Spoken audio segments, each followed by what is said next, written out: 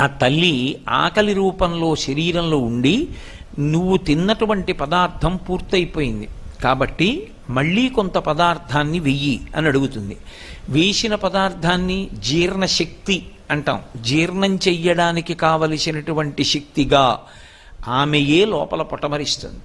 ఒకడికి ఉపన్యాస శక్తిగా, ఒకరికి పాట పాడే శక్తిగా, ఒకరి యందు ఒక మంచి వాద్యాన్ని మ్రోగించగలిగినటువంటి శక్తిగా, ఒకరి యందు కార్యాన్ని దక్షతతో నిర్వహించగలిగినటువంటి శక్తిగా ఆవిడ ప్రచోదనమవుతుంది. ప్రచోదనమై ఆమె ఆయన చేత ఆ కార్యాన్ని సాధింపచేసి ఆయన ఆ కార్యాన్ని సాధించాడు అనేటటువంటి కీర్తిని కట్టపెడుతుంది. అందుకే యశస్విని అని పేరు.